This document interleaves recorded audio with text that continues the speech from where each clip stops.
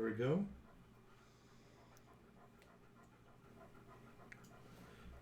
And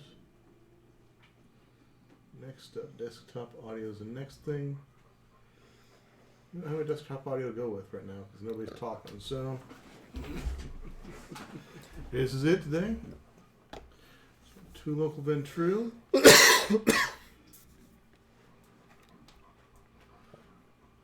And went over the events of last game, or last session, last chapter.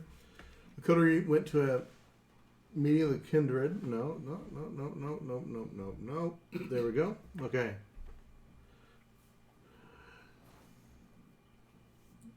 Had a pretty open night, and then you found out there's a party being thrown in basically honor of the Anarchs.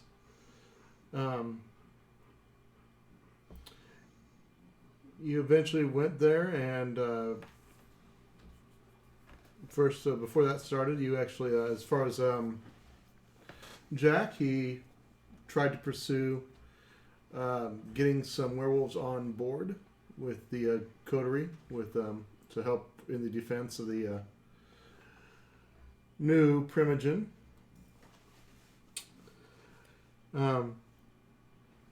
You arrived at Alpine Park as a coterie on the dreary evening, and at the party you met several anarchs of the city and a strange fermented beverage made by the Thin Bloods. It was a good time, except that the Thin Blood who made the beverage was also the same kindred who invaded Michelle's home.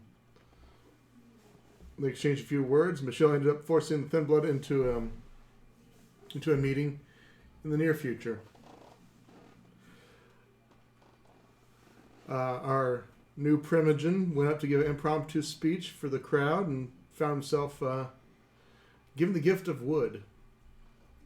Given a stake through the chest, and was resurrected almost immediately by the Thin Bloods, who had some new form of magic that hadn't been seen before.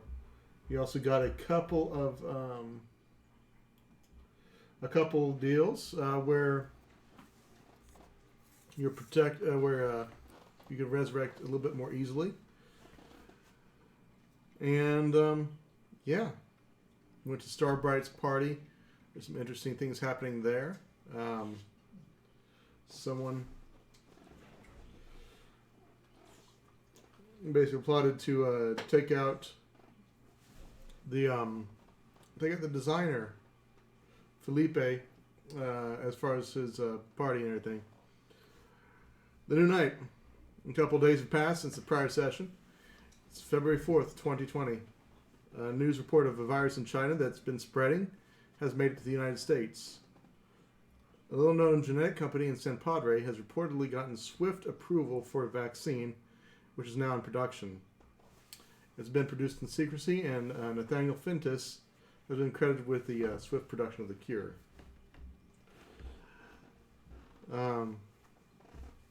Everybody make your rouse checks. Go ahead and give me a D10.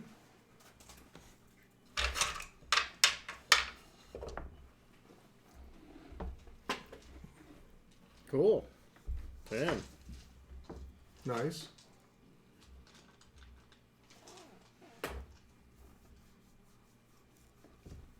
Nine. Okay. Nobody gets hungrier. The beast is upset. Not my problem. Well, here, speaking of problems, since the introduction of the V beer, which has been supplied at your place first, which made your place inordinately occupied by kindred. The second keg has shown up. And of course, kindred throughout the city are excited at the possibility of drinking the beverage. And the bar happens to be very busy, or is starting to pick up now that you guys have just woke up and kind of started moving around. The kindred of the city have started to flow through the doors. Production at the casino is going well. They've got we got most of the casino painted now, as far as the internal walls. And what needs serious work, they're doing work on. There's still a lot of work to be done, but they've made it look more updated than it was.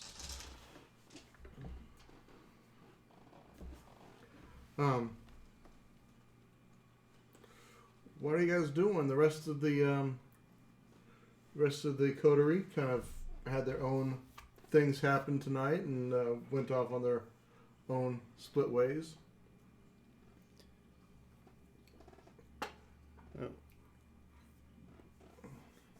I'll put out to all the Ventru a meet and greet like 3 nights from now. Okay. So you're going to do a add on the current for Ventru.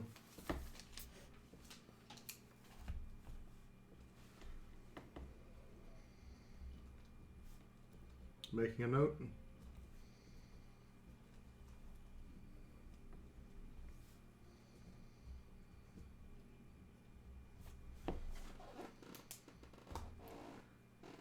You call the current, they go ahead and tell you that, or take your message.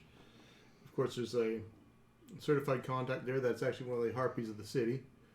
That's going to encode it properly for you so that it doesn't breach any masquerade or anything like that. It's 3 days.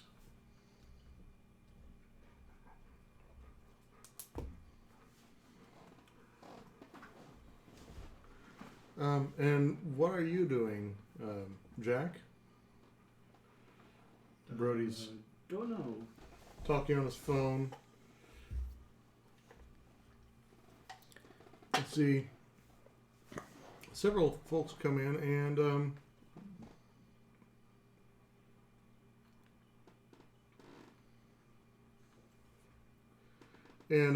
by the way, Brody, you've received some corporate research involving Pentex, which you requested last session.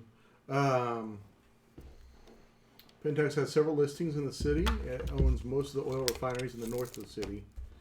I probably own the ones that they don't.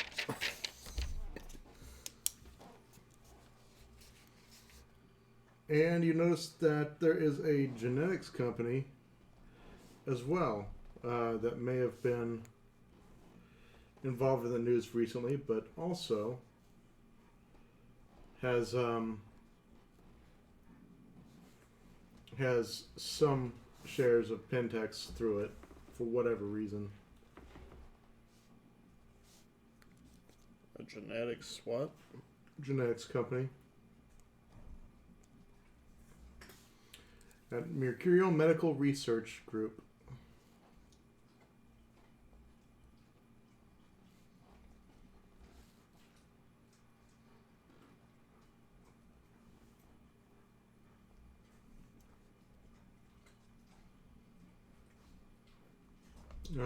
And you do slightly recall, what is she chewing on over there? Tiffy. No idea. It's gone, whatever it was.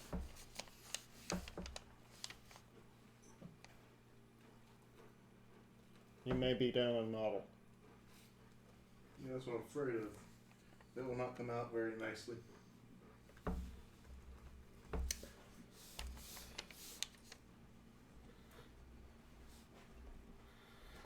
All right. Well, anyways, so Padre, that's what you've gotten so far.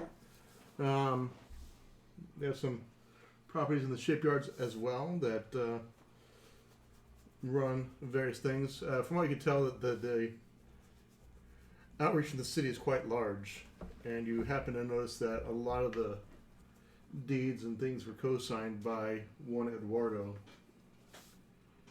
Prince of the City.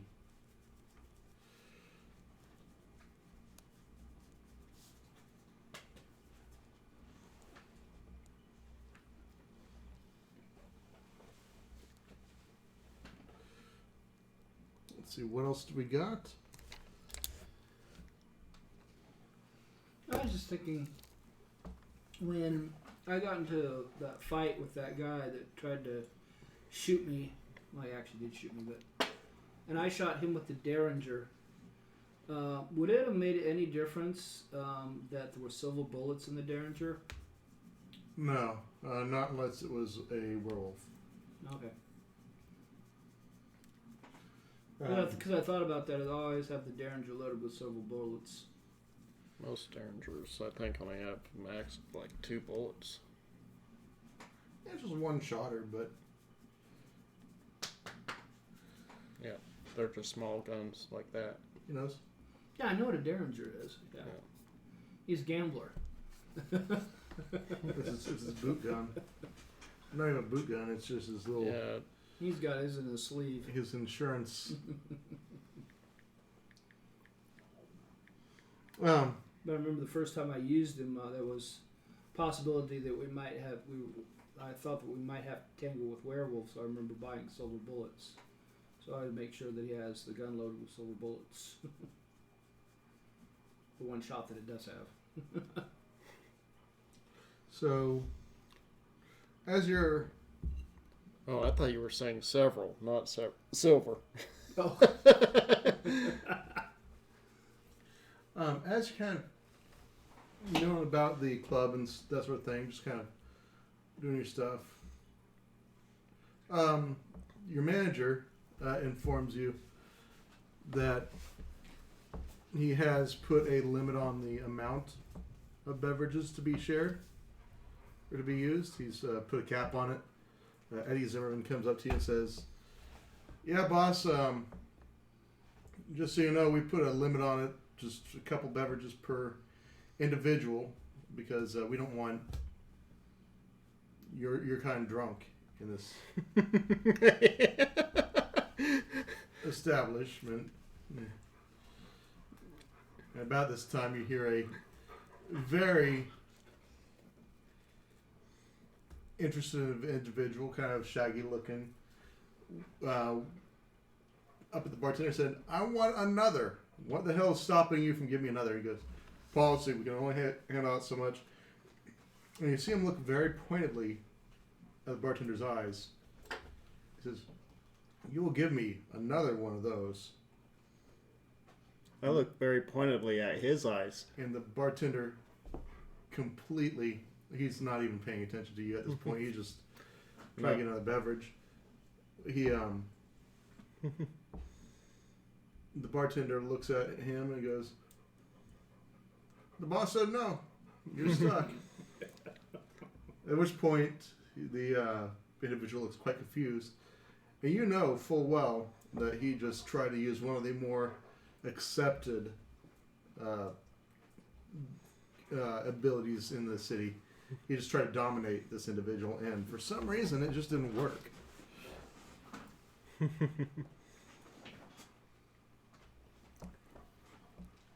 I will escort that guy out. I was just gonna say, time to throw him out. And the Malkavian says, "Hannah's going to hear about this. This is rude. This is just not acceptable. You're throwing me out because I'm a Malkavian." No, I'm throwing you out because you tried to dominate my manager. A bartender. And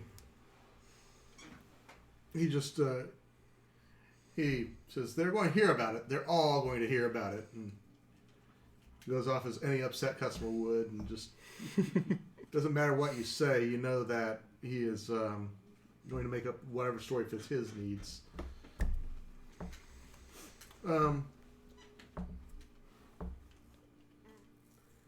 And as you kind of come back up, there's a rather attractive looking woman.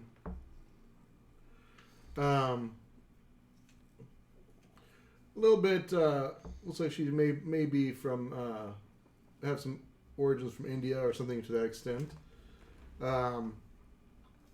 She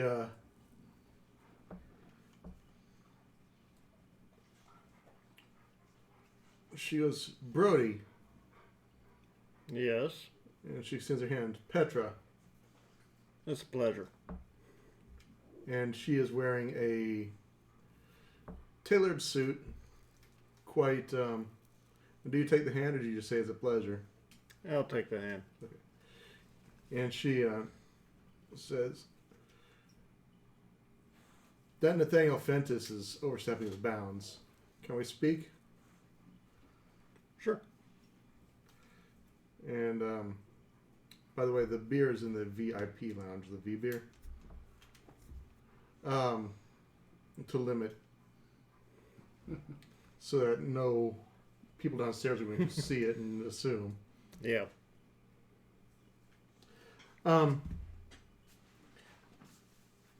She kind of walks over to the booth where you can tend to conduct business, as if she just quite confidently does so, and she sits, motions for you to sit. I'll sit. Alley game. Who is Nathaniel Ventus? Nathaniel Pintus is the guy that you met at the party. That was the geneticist, the Tremere. Oh. The very boring Tremere who deal with genetics. Yes. And she proceeds to tell you that Nathaniel Fentis is overstepping his bounds and released a vaccine before her company could make money off the research on the virus. And that she feels that it needs to be shut down or have some sort of slowdown to the release of the vaccine.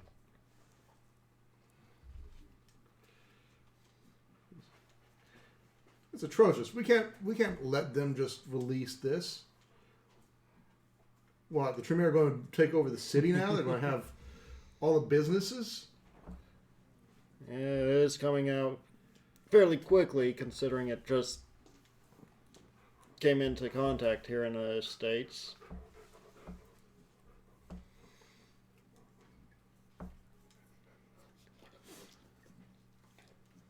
Try a misinformation campaign.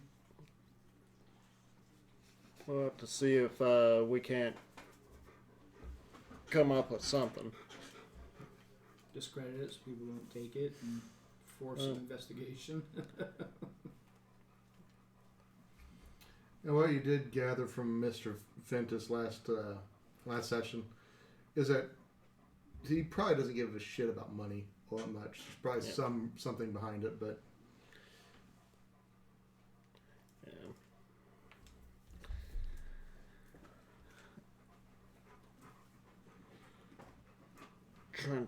I'm just trying to, in my head, remember my dealing with them. you didn't have as much. You were busy getting staked pretty quickly thereafter. Okay. Yeah.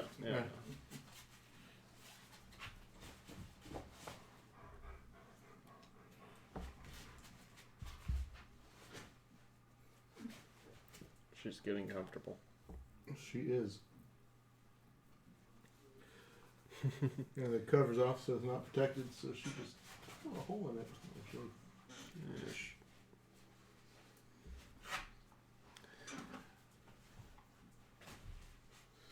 All right.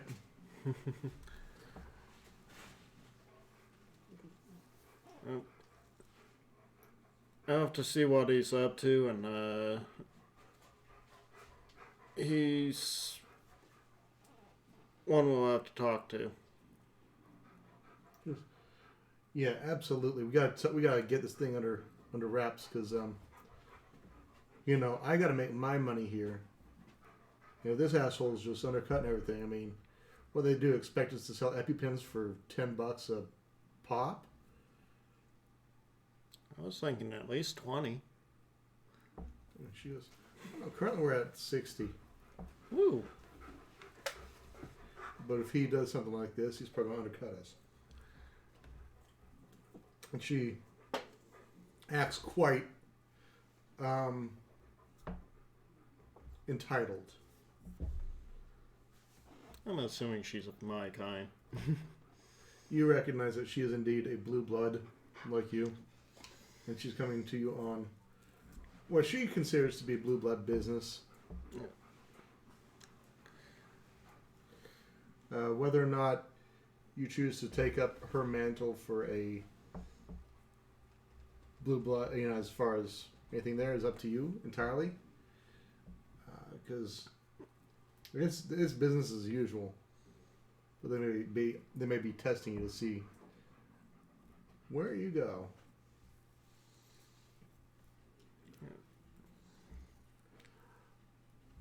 You get a text message, Jack.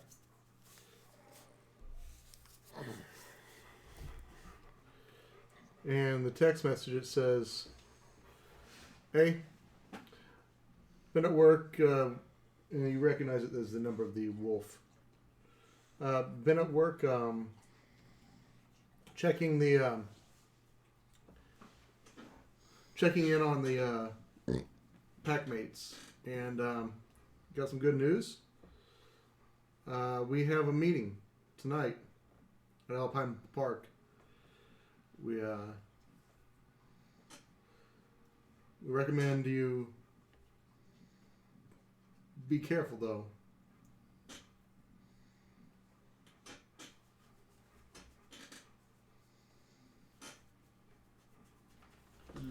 Okay. You know exactly why you need to be careful, as the same reason you have silver bullets in your gun. One kindred is not much good against a single lupine. 5 kindred might be able to take out a single lupine.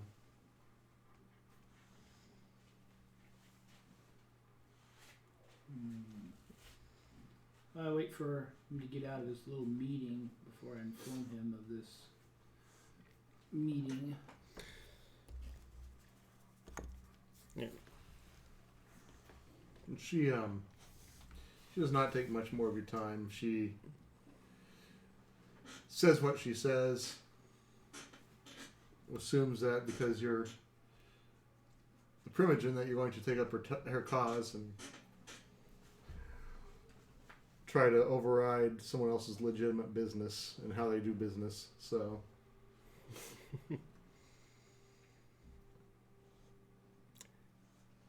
I'll look into it, but I want to find out what's there first. Knowing what I do of him. Yep. So she leaves. You see her walk out of the booth, and she's strings herself up with a smile like she's won something, or she's kind of like a happy cat right now. And she walks out of the building.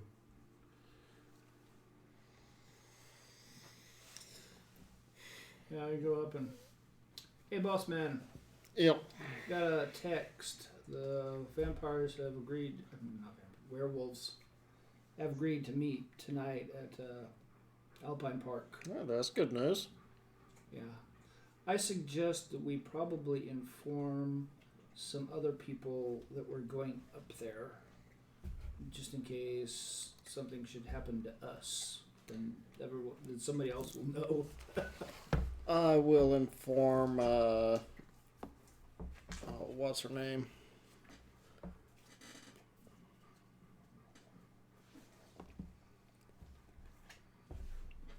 I'll inform it. God, forgot her name. Which one, Michelle of your coterie, or are you talking about Camille LeBlanc of... Camille. Okay.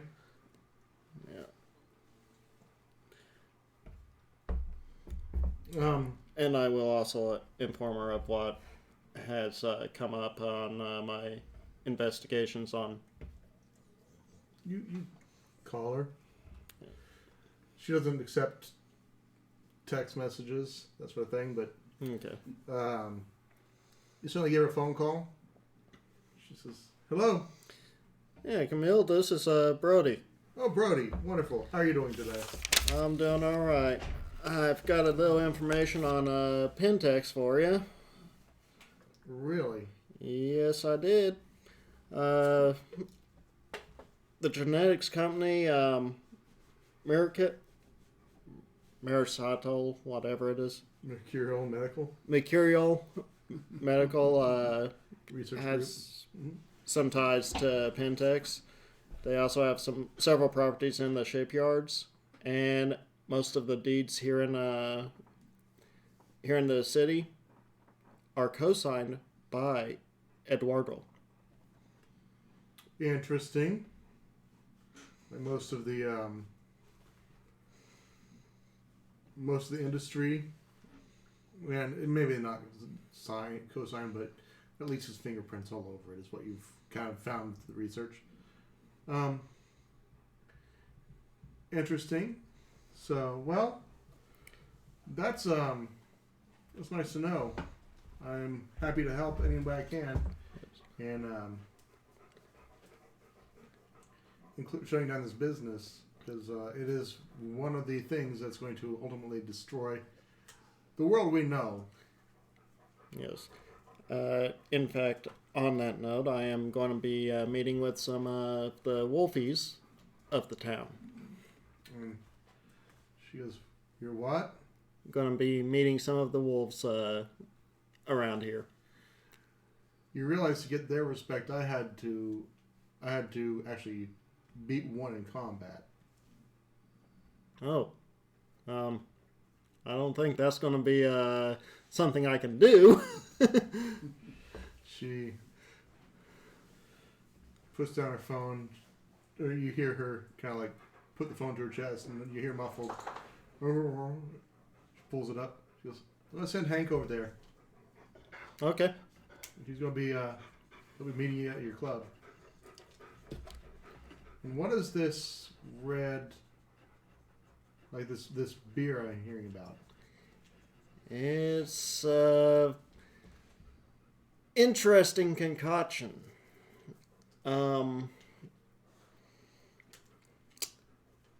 They actually put me into torpor, and a thin blood brought me back using some pill that they created with this stuff. So thin blood brought you out of torpor. Mm-hmm. Who put you in torpor in the first place? Giuseppe. Giuseppe. I knew we couldn't trust that asshole. And Liquid goes, "He's a good guy." I was not happy about it, but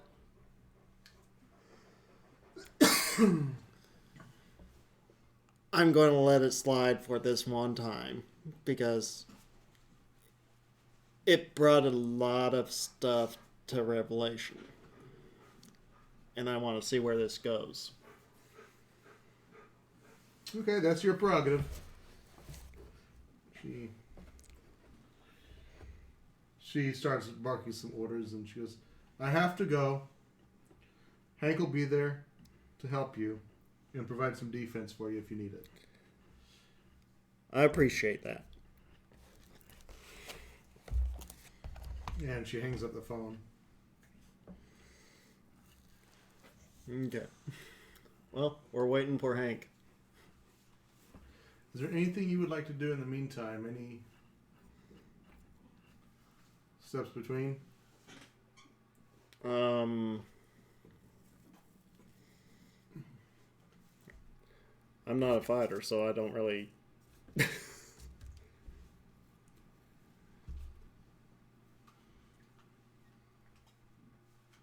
I brawled, but that was like in the course of you cheater.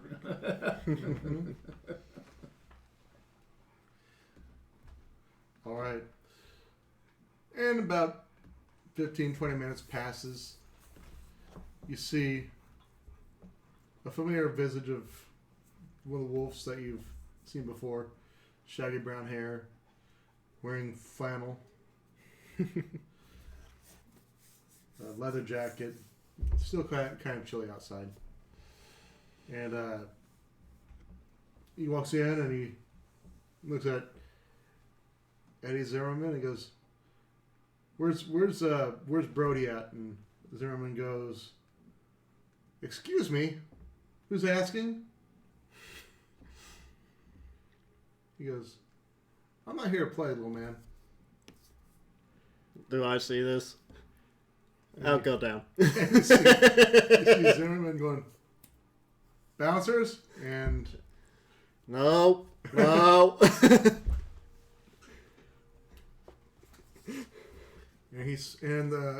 Hank looks at you and smiles. Goes, "I was just about to have a little fun." I realize this. I don't want my place torn apart by you. He nods and he goes, "Well, very well. So where are we meeting these this other pack?"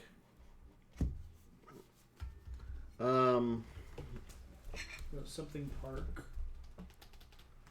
I forgot the name of the park. It's a very familiar park to you. Yes, it's the one that I It's- got staked at. It's one that's deep in your heart. Yes, Alpine Park. Alpine Park. Very well. Well, I want to take my bike. And he says, "When should we go?" Well, you want to take your caddy? Yeah. Okay. We can head now if you want. He nods. He goes, "Yeah, I imagine the pack's not doing much right now. Being the night that it is, it's not much to be doing, so..." Mm-hmm. Is it a full moon? It's a waxing moon. They say those hares hate it.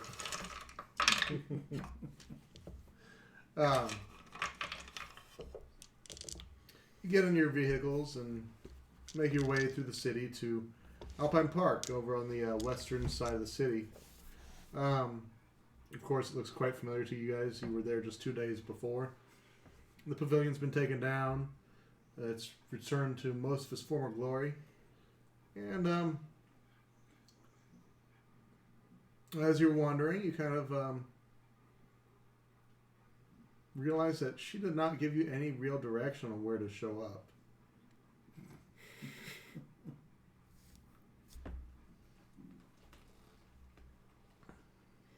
I'm going to assume that they'll sniff us out somehow. Set Alp at the park, so I'm assuming I'm not going to go too far in. You know, there's one main pavilion, which is where the tents were set up previously, that tends to cater to most of the population there. Most of the population who's not taking advantage of one of the walking trails or that sort of thing.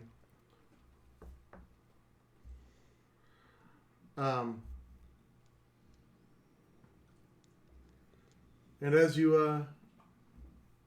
kind of wander about, and it's not too far in, it's close enough so that folks with disabilities and handicaps can get there easily as well, because they do have a concert series there every week, so every month on there.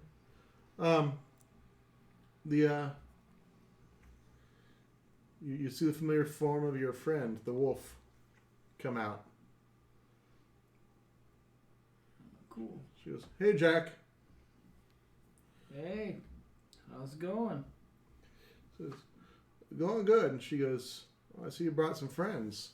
Yeah. I wasn't sure where you exactly were going to be. You just said Alpine Park. She goes, "Oh yeah, I'm terrible with directions." Yeah, well, this guy is the new Ventru Primogen.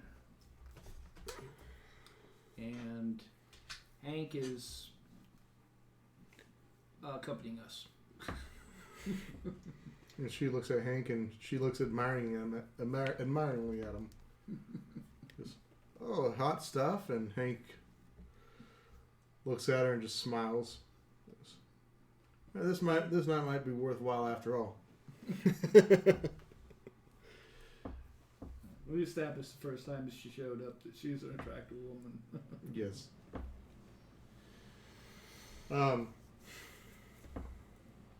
You walk over to the. She leads you into the woods a little bit, out of sight of normal people. And as you're traveling, you see something out of the side of the corner of your eye, and then just flitting by, and it's almost the size of 9 or 10 foot tall something. And it just blinks, and then the other side, and then behind you.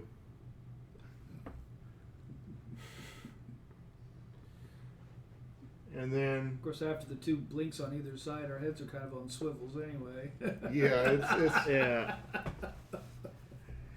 you arrive. Go ahead and give me both of you a willpower check.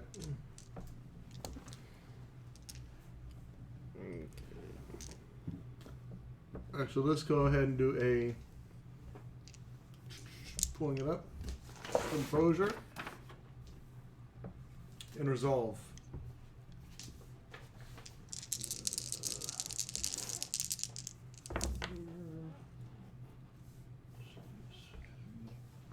Three. 1, 2, 3, 4. Okay. You manage to fight the terror frenzy that's there. Just barely.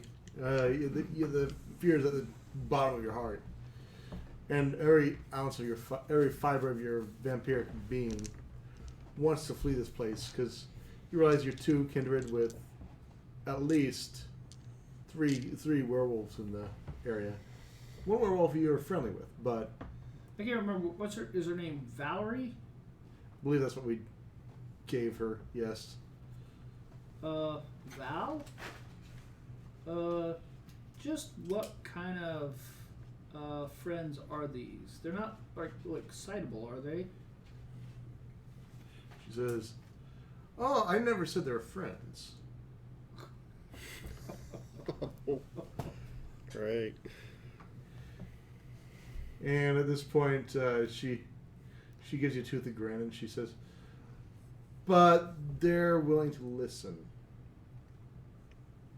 Whether or not you make it out tonight, I can't promise that. I'm going to do my best to protect you."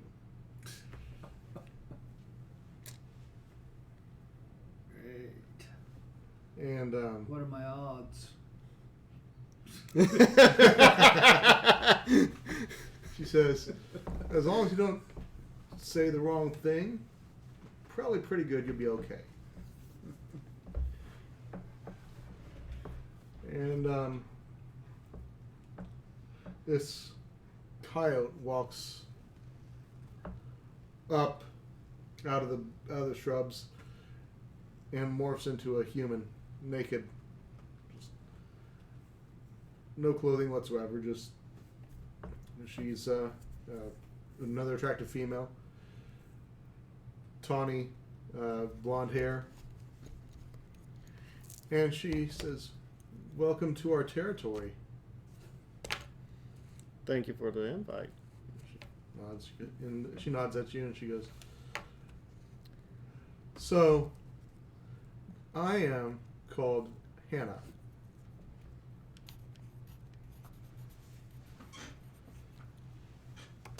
She says, "I've heard that you are seeking us out. May I ask you why?"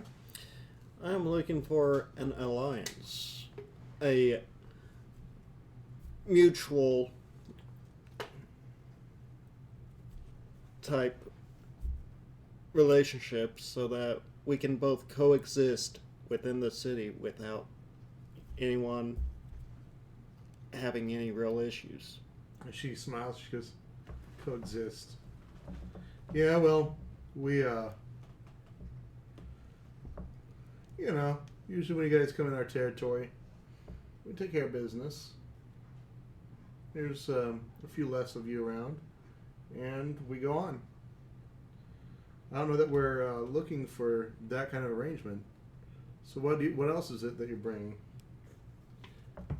And at this point, Hank steps up, and she looks at him, and although she doesn't quite cower, she definitely realizes that she's not the only alpha in the group. And Hank says, "I come from Atlantic City. We have packs that like this there, and let's just say that one of them had to fight fought our master and our alpha, and in being a victor, ended up acquiring our faith in them, and it's not been wasted." And she smiles and she goes, "Oh, are you going to fight me?" I, however, am not equipped for a fight of brawn and muscle. And she frowns and she goes, "Well, what is it that you're bringing to the table?"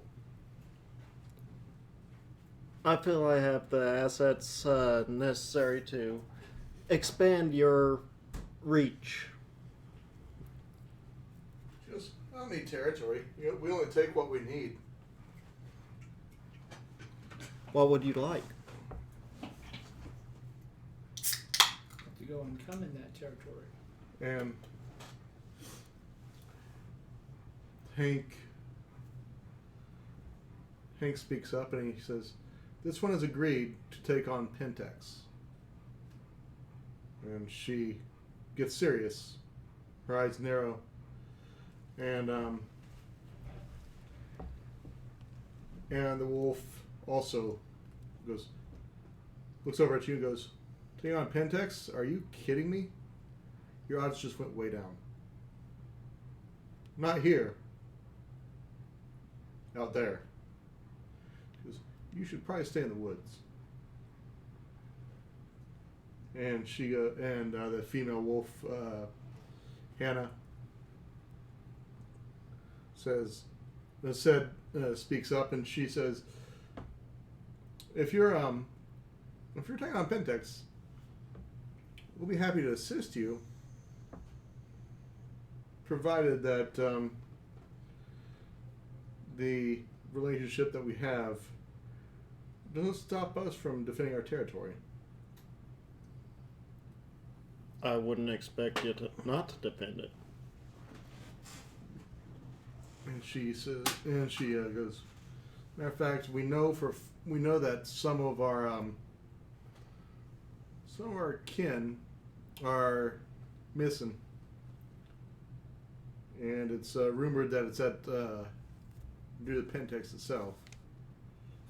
She goes, "If you can go ahead and find out what's going on with them, then I'll be happy to, what is it, I think you kindred call it a boon, to offer a boon to you."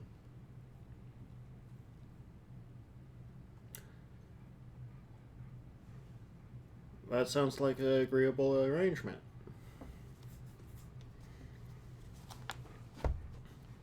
She says, "In the meantime, you can contact us through Valerie here, and we'll discuss some meeting places, and of course, if you locate these kin of mine, then we'll go ahead and be able to progress from there and see what happens." That sounds like a very, very amicable deal. She nods. She goes, "Well, it's not big right now, but it's at least a start." That's all we need. And you see two hulking 10-foot shadows over in the sides step back out of the shadows, or step back and you can't see them anymore as they, and they're barely noticeable to begin with.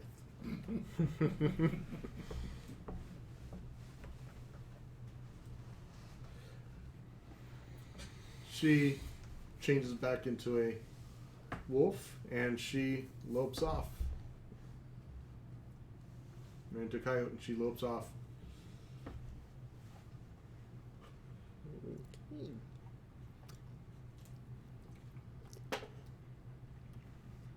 And Hank looks disappointed that he really wanted to fight something today. And he looks over at you and he goes, "You sure you don't want to fight?"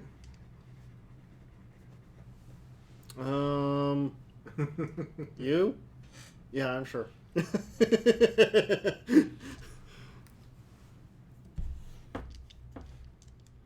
So, that being said, the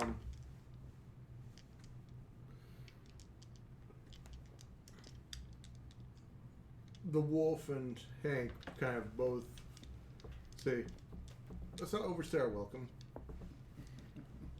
Yep. I smell at least 5 in these woods. Okay. Make our way back. You arrive. You arrive to your car. It's in good order. Hank says, "Well, since the boss let me off the leash, I think I'm gonna go ahead and do go out and have some fun."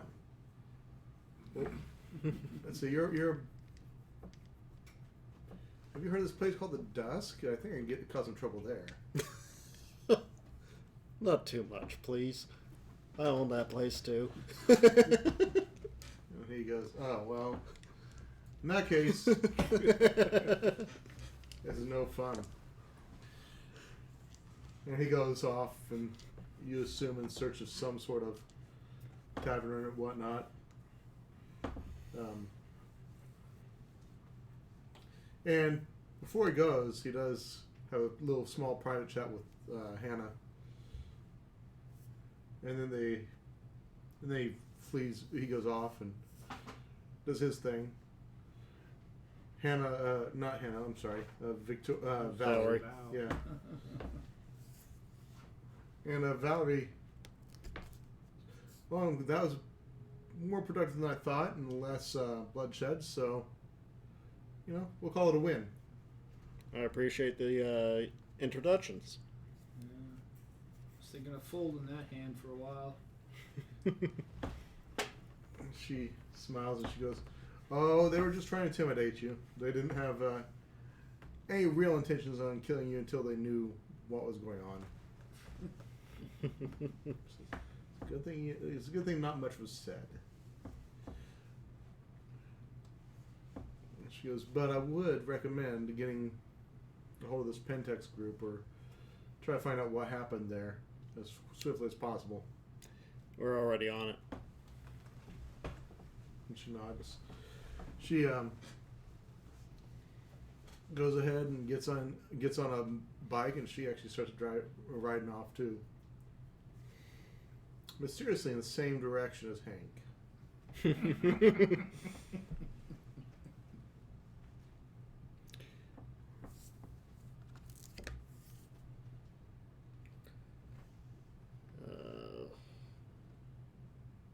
Get a hold of Linda and have her look more into the genetics deal. Miracle Medical Facility. She of course, I'll look into it. She says your address. She goes, "If you would like to check into it yourself, certainly this is where they're located." Okay. Thank you. She hangs up the phone. Apparently, you were interrupting dinner.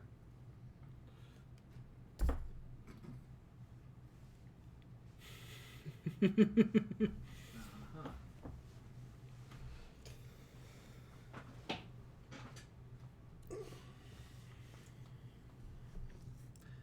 I think that's going to be one for the group. Kind of to go into. This place between here and the club. Location. You guys are. Let's see. I'll go ahead and pop up the map.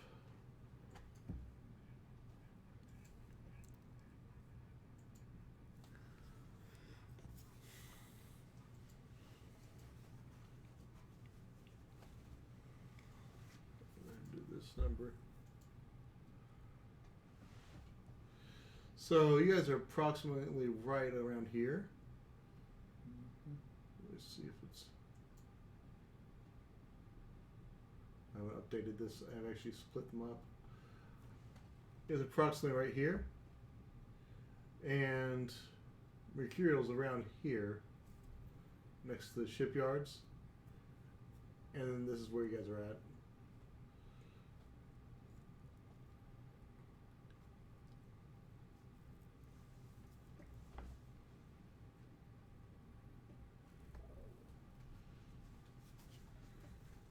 Well, we could just drive past it on the way back. Yeah, let's go ahead and drive by it. Just see what it looks like. Yeah. Figure out exactly where it is. Get a little bit Point of of lay. reference. Yeah, lay of the land. As you drive by it, drive through the city, you see Mercurial Medical Research Group. And you see the that it's really a rather small facility, as it's just a research group kind of thing. It's an old warehouse that was probably part of the shipyard's previous, but has been consumed by the Central Business District. Brick building has an entryway.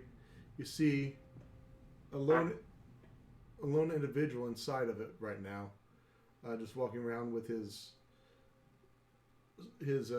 coat, his lab coat, and you recognize it is indeed somebody you saw the other night.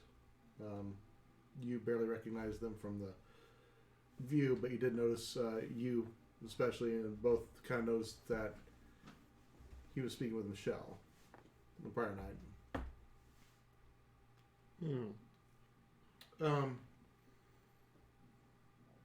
There appears to be a news van out front. As also this place has been in the news today because of the COVID release on that. Because this is the industry, this is a place where the drugs were, or the vaccine was generated.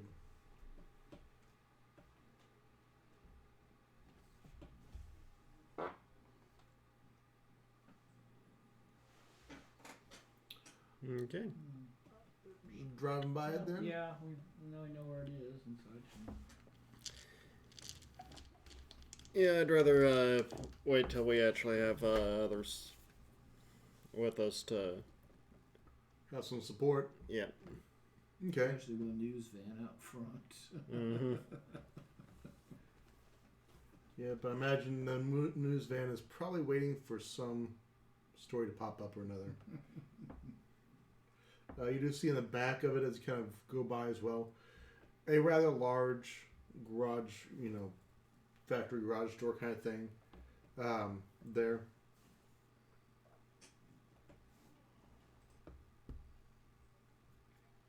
Let's see.